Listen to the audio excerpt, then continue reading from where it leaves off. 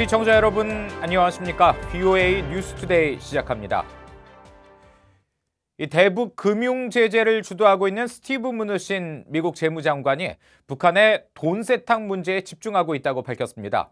또 강력한 제재가 북한을 협상 테이블로 이끌었다면서 앞으로 계속 제재를 이어갈 것이라고 강조했습니다. 첫 소식 오택성 기자가 보도합니다. 22일 미 하원 금융위원회 청문회에 출석한 스티브 무누신 재무장관은 대북 금융제재 강화 방안을 묻는 의원 질문에 지체 없이 돈 세탁 단속 강화를 언급했습니다. We're very focused on money transfer items. We're focused on people doing money laundering. 최근 유럽연합 집행위원회가 북한 등 23개국을 돈 세탁과 테러 자금에 취약한 나라라고 밝힌 바 있는데 미국 역시 북한의 돈 세탁 문제를 심각하게 바라보고 있음을 나타낸 겁니다. 무누신 장관은 그러면서 유엔 제재 등을 강화하기 위해 정보 당국과 긴밀하게 협조하고 있다고 밝혔습니다. We're working very closely with the intelligence community on declassifying certain information and enhancing the UN sanctions with our specific sanctions against people who are trying to use the financial system. 미국이 북한의 선박을 압류하고 북한은 미사일 도발을 감행하는 등의 갈등 상황 속에서 재무부의 다음 계획을 묻는 질문에 무누신 장관은 제재를 계속 유지하겠다고 밝혔습니다. As talks with the North Koreans stall and North Korea demonstrates its increasing aggression, what specific measures can we expect to come from Treasury, sir? Had a very important effect on bringing the chairman to the negotiating table, and we will continue to enforce those sanctions. 트럼프 대통령이 그동안 유엔 대북 제재뿐 아니라 미국의 자체적인 대북 제재를 지속하는 노력을 펼쳐왔는데 이것이 북핵 협상의 키였다는 겁니다. 북한이 최근 미사일 발사 도발과 선박 반환 요구 등 대북 제재 흔들기에 나섰지만 미국 정부는 대북 제재 기조에 변화가 없다는 사실을 다시 확인했습니다. VOA 뉴스 오택성입니다. 미국 하원 세출위원회가 북한에 불법 억류된 미국인 관련 비용을 미 정부가 지불하지 못하도록 하는 조치를 2020 회계연도 국무지출 예산안에 포함시켰습니다. 지난 2017년 미국인 대학생 오토 원비어 석방 당시 북한 측이 요구한 의료비 청구서에 미국이 서명한 것으로 알려지며 이른바 원비어 몸값 논란이 제기된 가운데 나온 겁니다. 이조은 기자가 보도합니다. 하원 세출위원회가 20일 564억 달러 규모의 새 회계연도 국무지출 예산 최종안을 공개했습니다. 국무부 활동 관련 예산과 지출 부분을 명시한 것인데 새 회계연도에도 북한에 대한 경제 원조 등 미 정부의 직접적인 재정 지원을 일절 금지했습니다. 그런데 이번에는 북한에 불법 억류된 미국인과 연관된 비용을 미 정부가 북한 측에 지불하지 못하도록 하는 내용이 새로 추가됐습니다. 하원 세출위는 지출 예산 최종안에 첨부한 보고서에서 대북 지원 예산 지출 금지 조항은 북한에 불법 억류된 미국인과 관련된 비용을 북한 정부에 지불하거나 상환하는 데도 적용된다고 명시했습니다. 트럼프 행정부가 북한에 억류된 미국인 석방을 대가로 북한 측에 어떤 명목으로든 비용을 지불하는 것을 의회가 예산을 통해 막겠다는 겁니다. 미 의회가 예산안을 통해 북한 억류 미국인과 관련해 이런 강력한 조치를 추진하는 건 이번이 처음입니다.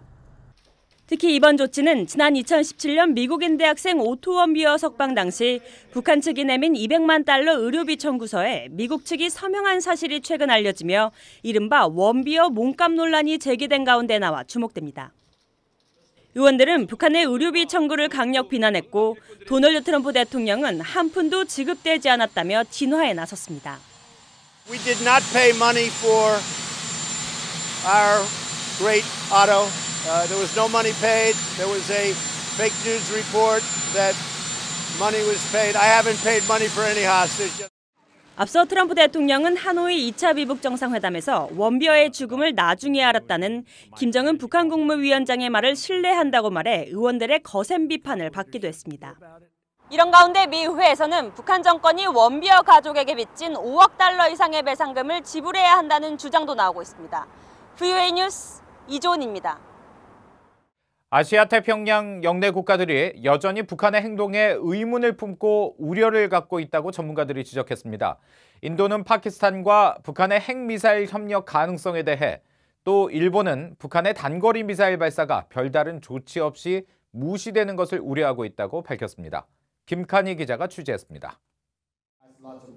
영국 국제전략문제연구소 IISS 워싱턴 사무소가 22일 주최한 아시아 태평양 안보 포럼에서 아태 지역 전문가들은 영내 국가들이 북한에 대해 갖고 있는 우려를 공유했습니다.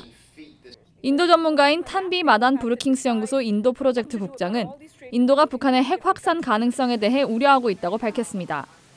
북한과 파키스탄의 핵 미사일 협력을 의심하고 있다는 겁니다. They believe that the Pakistani nuclear missile program, there's a lot of interaction. 이어 인도는 북한의 주요 무역 국가 중 하나지만 북한 비핵화를 위해 미국의 대북 제재 정책을 지지한다고 밝혔습니다. 일본 사사카와 평화재단 미국 지부의 아키모토 사토히로 회장 역시 최근 단거리 미사일 발사 등 북한의 행보가 걱정스럽다고 말했습니다. There's a worry that Japanese issue of concern of short-term missile will be ignored. 하지만 최근 스가 요시히데 일본 관방장관과 마이크 폼페오 국무장관이 북한 비핵화 달성을 위해 양국이 긴밀히 공조할 것이라는 입장을 최근 재확인했다는 점을 강조했습니다. When Cabinet Secretary Suga was in town just about 2 or 3 weeks ago, he basically said that United States and Japan is totally on the same page with regard to North Korean issue. 전문가들은 북한이 아시아 태평양 지역의 안정을 해치는 행동을 중단해야 한다고 지적했습니다. 한편 인도와 일본은 이달 초 남중국해에서 미국과 함께 해상훈련을 하는 등 동맹 관계를 넓혀가고 있습니다. 다음 달 일본에서 열리는 G20에서도 회원국인 인도와 일본은 미국과 비핵화 공조 방안을 논의할 것으로 예상됩니다. VOA 뉴스 김칸입니다. 한대성 제네바 주재 북한 대표부 대사가 북한 화물선 와이즈 어네스트호 압류는 미북 관계의 최대 걸림돌이라고 주장했습니다. 한 대사는 22일 로이터 통신과의 인터뷰에서 교착된 핵 협상이 재개될 수 있으려면 트럼프 행정부가 제재 해제라는 큰 결단을 내려야 한다면서 이같이 밝혔습니다. 또 와이즈 어네스트호 압류는 주권을 침해하고 미래 양자 관계 발전에 영향을 미칠 수 있는 행위라며 미국이 큰 결단을 내리지 않는다면 우리는 미국과 대화하는 문제나 제재 해제에 매달리지 않을 것이라고 거듭 강조했습니다. 앞서 미 국무부는 압류 화물선을 즉각 반환하라는 북한 측의 요구에 대해 국제적 대북 제재는 그대로 유지되고 이행될 것이라고 밝힌 바 있습니다. 북한 관영 매체가 미국 대통령 선거 출마를 밝힌 조 바이든 전 부통령을 최근 비난한 것과 관련해 바이든 전 부통령 측은 놀랍지 않다는 반응을 나타냈습니다. 바이든 전 부통령의 선거 캠프는 22일 성명에서 미국의 가치와 이익을 옹호해왔던 바이든 전 부통령보다 아무것도 얻지 못한 채 살인적인 북한 정권에 양보하며 계속해서 속고 있는 트럼프 대통령이 백악관에 남는 것을 북한은 더 바랄 것이라면서 이같이 밝혔습니다. 그러면서 바이든 전 부통령이 말했듯이 트럼프 대통령은 푸틴과 김정은과 같은 독재자와 폭군을 포용하면서 동맹국은 멀리하고 있다며 그것은 미국의 정체성에 반하는 것이라고 강조했습니다. 앞서 바이든 전 부통령이 18일 선거 유세에서 김정은을 독재자라고 칭하자 북한 조선중앙통신은 22일 바이든 전 부통령을 향해 지능이 낮은 바보라고 비난했습니다. 북한 단거리 미사일이 한반도의 새로운 위협으로 떠오른 가운데 미국이 미사일 방어뿐 아니라 단거리 위주의 공격 미사일도 함께 확충해야 한다는 분석이 나왔습니다. 미국 민간연구소인 전략예산센터 CSBA가 21일 발간한 보고서에 따르면 중국과 러시아, 북한, 이란 등이 최근 지상용 탄도미사일을 확충하고 있지만 미국은 단거리 위주의 공격 미사일이 빈약한 상태라고 지적했습니다. 특히 보고서는 북한이 수백 개의 단거리, 중거리 탄도미사일과 수십 개의 준중거리 미사일을 보유하고 있으며 핵탄두 탑재를 통한 한국과 일본을 공격할 수도 있다고 경고했습니다. 미국 내 대북 인도 지원 단체들의 북한 방문과 관련한 특별 여권 발급이 지난해보다 빨라진 것으로 알려졌습니다. 대북 의료 사업을 벌여온 재미한인의사협회 박기범 국장은 최근 VOA에 국무부가 지난해보다 신속히 특별 여권을 발급해 이달 초 1년 만에 한국계 미국인 의료진 3명과 함께 북한에서 의료 활동을 벌일 수 있었다고 밝혔습니다. 지난해 8월 이 협회가 신청한 대북 의료 활동을 위한 특별 여권은 거부된 바 있습니다. 앞서 북한의 결핵과 감염 환자를 지원하는 조선의 그리스도인 벗들의 하이든 린튼 대표도 VOA에 국무부의 방북 승인 속도가 상당히 빨라졌다면서 접수 후 2주 만에 모든 절차가 마무리됐다고 설명했습니다.